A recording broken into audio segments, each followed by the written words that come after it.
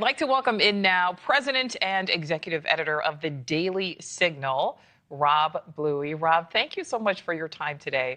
So there was today's hearing in the House. There was a lot of back and forth. What do you think was the most significant thing or things to come out of today's hearing?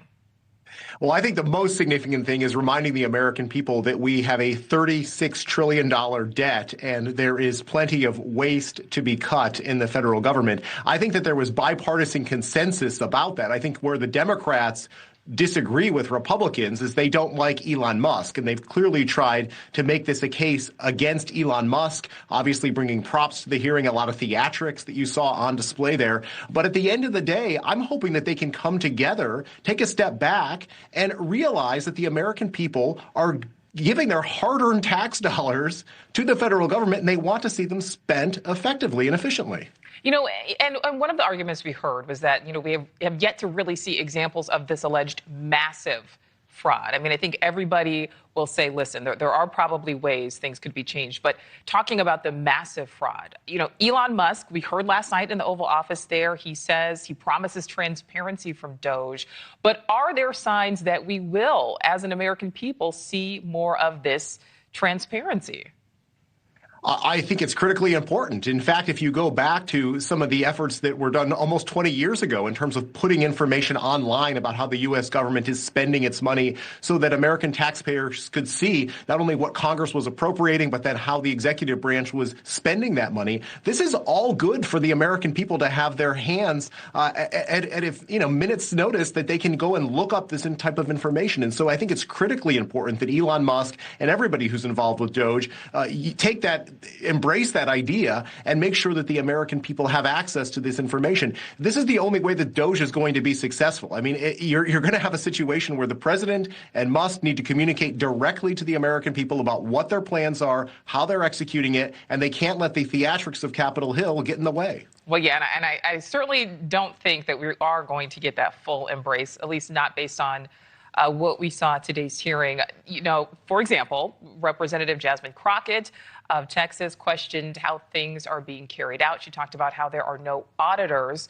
only tech people. I'd like to listen to some of that.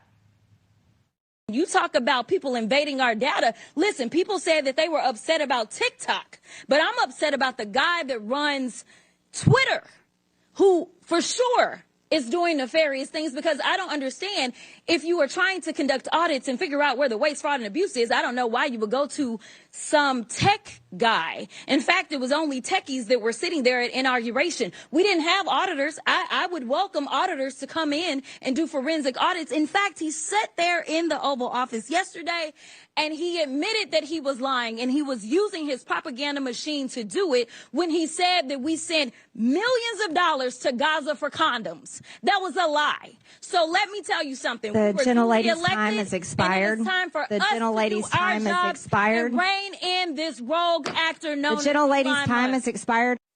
All right. So, Rob, you know, she was cut off there at the end. But yes, it did turn out that the millions of dollars for condoms in Gaza was not true. There were other Democrats in that same hearing that accused the Trump administration of abuse of power. So we are seeing this major pushback from lawmakers on the left, but there are also rumblings on the right. Do you think we're going to see more of this pushback grow? I think it's hard to push back when the American people understand. It's just basic common sense that the government is spending more money than it's bringing in. I mean, we haven't had a balanced budget since 2001. That's the last time that we had more revenue coming into the government than the government was spending. The government spent $7 trillion. I think it's just hard to pass the test that there is not waste to be cut. Now, as Elon Musk said yesterday, will they get everything right? Probably not. And that's the importance of having checks and balances, and why I think the oversight process that we're seeing and take place in Congress today is so critically important. But at the end of the day, we do need to change how things are going. The status quo is not acceptable. And if we continue on this path, we're going to be paying more interest on the debt in the years to come. And that is not a good use of taxpayer money either. All right. And my last question for you, Rob, you know, one of the most talked about moves by DOGE is this offering to federal workers for the buyout. We know it's been blocked. We know it's been delayed. What do you think ultimately happens with that? Ultimately, I think that this probably takes place. You have to remember, this is the President of the United States who's in charge of the executive branch. Frankly, I think some of these judges are activists. They're acting outside of their capacity. They're the ones who have gone rogue in terms of restricting what the president can do. If he wants to offer a buyout to those who work in the executive branch, he should be able to do that, just like the CEO of any company would be able to do that. And so ultimately, I think that this probably happens, and there will be a fair number of federal employees who decide to take him up on that offer. All right, Rob Bluey from the Daily Signal, thank you so much for your time. Thank you. Coming up, we have